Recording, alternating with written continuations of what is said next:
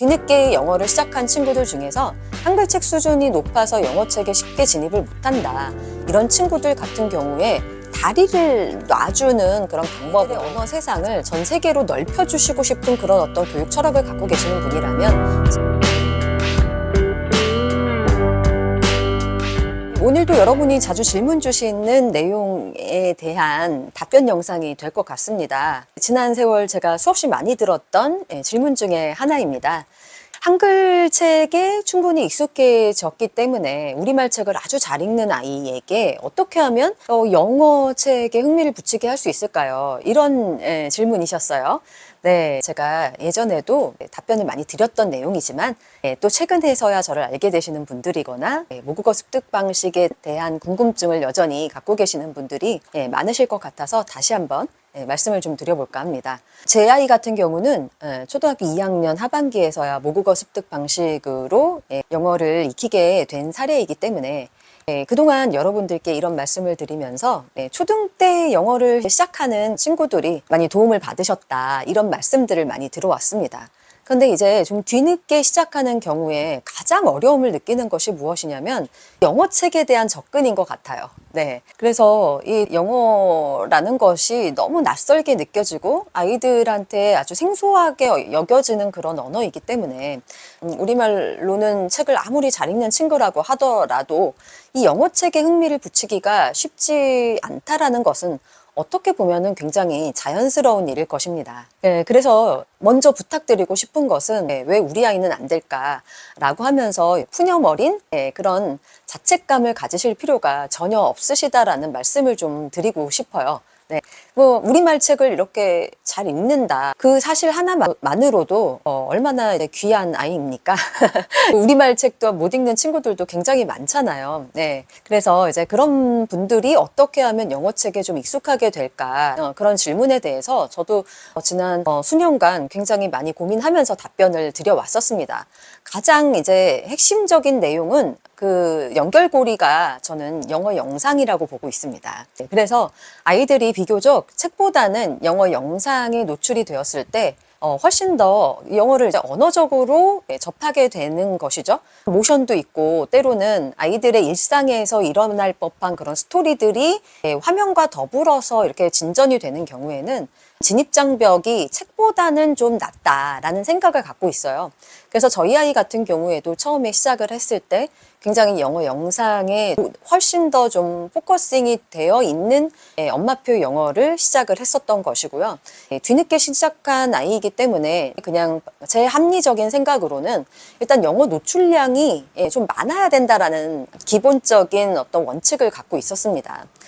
그래서 물론 뭐 하루에 3시간씩 뭐 이 정도는 아니었어요. 저희 집도. 하지만 아이가 좀 즐겁게 볼 만한 그런 영어 영상들을 저희 집 같은 경우에는 학교 가기 전에 잠깐 그리고 학교 갔다 와서 1시간 좀 넘게 편안하게 다른 사교육을 받지 않았기 때문에 그 시간에 뭐 간식 먹으면서 영어 영상을 많이 즐겨 썼습니다.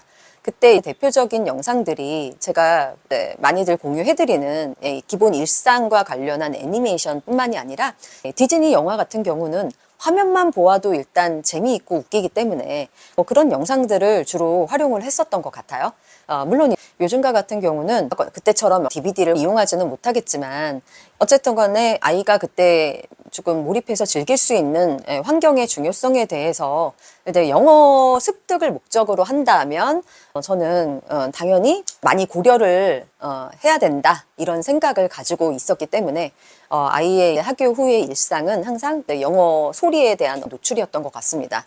아이는 이미 한글책에 충분히 익숙해졌고 저도 우리말 책의 중요성에 대해서 항상 생각을 하고 있었고 우리말로 소통하는 일상들이 항상 이어져 왔기 때문에 아이를 이제 지혜롭게 키우고자 하는 욕심이 저는 영어를 습득하는 것보다 더 앞섰던 것 같아요. 지금 생각해 보면. 그래서 우리말로 충분하게 좀 소통을 하다 보니까 영어는 좀 늦춰진 셈인데요. 그 늦어진 시간만큼 또 영어를 접할 시간을 확보해 주는 것이 굉장히 중요하다고 생각을 했었습니다. 그러다 보니까 아이가 재미있어 할 만한 영상들을 좀 확보하고 고르는 데 시간을 많이 들였던 것 같고요.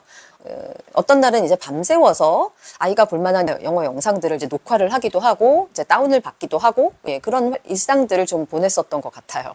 그래서 요즘과 같은 경우는 이제 유튜브 영상 제가 기적의 콘텐츠 영어 수업에서 안내를 해드렸던 그런 영상뿐만이 아니라 뭐 무수하게 지금도 굉장히 많은 채널에서 좋은 영상들이 생성이 되고 있죠.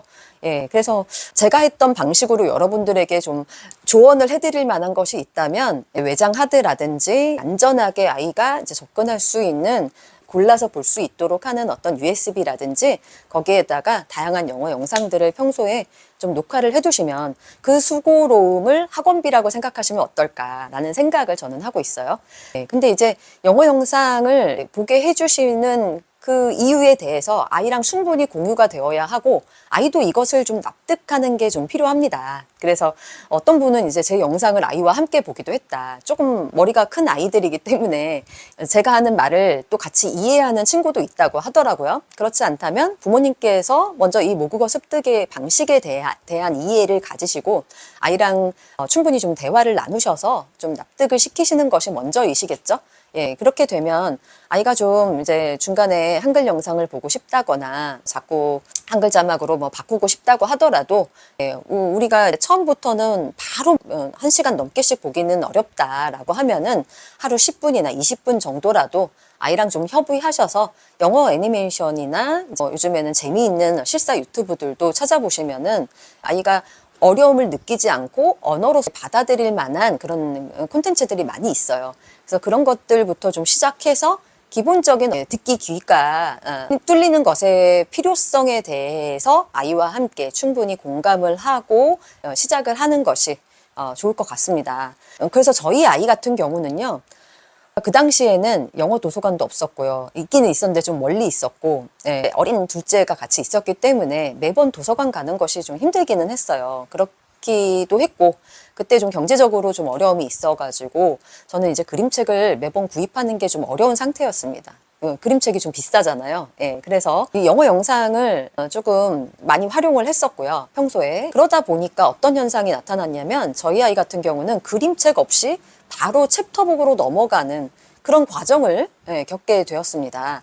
그래서 영어 그림책은 저도 많이 활용을 하지 못했어요. 뭐 아예 안 한 것은 아닌데 리더스북처럼 굉장히 초보 엄마표 영어에서 접근하기 쉬운 그런 콘텐츠들을 가지고 저도 이제 기본 단어들도 다시 기억해야 되고 저도 그때 영어를 정말 오랜만에 다시 하는 거였기 때문에 영어의 어떤 기본 문장 구조라든지 이런 것들이 좀 평이하게 나와 있는 그런 리더스북을 아이와 함께 읽거나 아이에게 자주 전달을 해주면서 저도 자연스럽게 듣게 되다 보니까 저도 영어 실력이 다시금 좀 되살아나는 느낌이 들더라고요.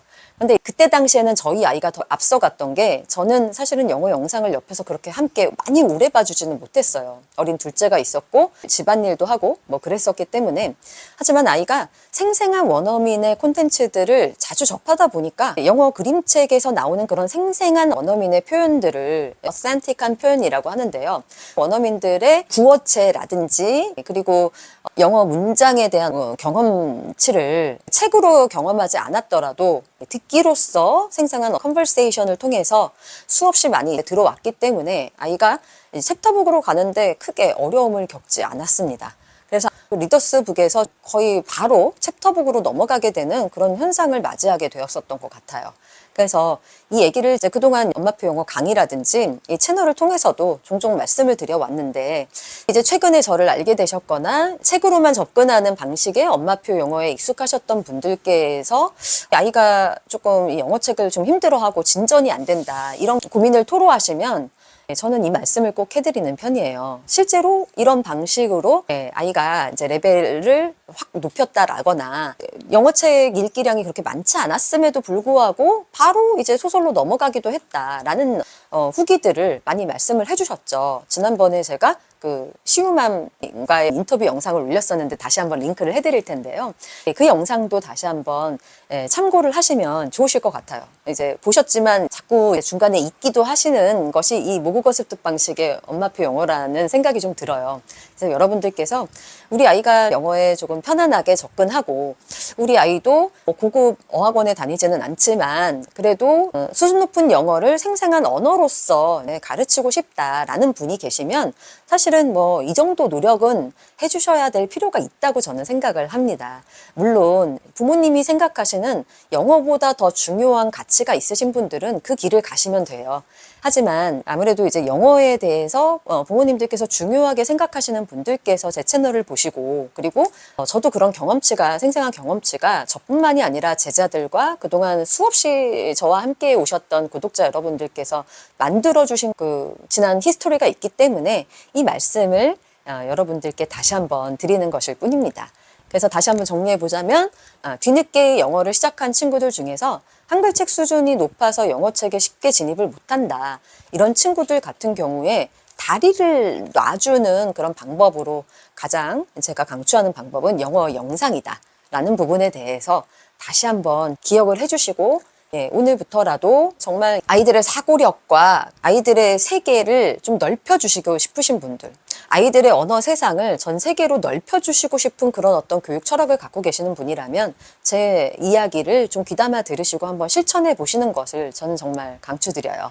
네, 그래서 나중에 학원을 가시더라도 이렇게 언어적인 경험치를 충분히 만드신 다음에 가시면 충분히 따라잡고 영어 교육 더 알차게 하실 수 있기 때문에 이 말씀을 다시 한번 드려봅니다. 네, 그러면 오늘 영상은 이것으로 마치고요. 저는 다음 시간에 다른 이야기 가지고 돌아오는 걸로 하겠습니다. 감사합니다.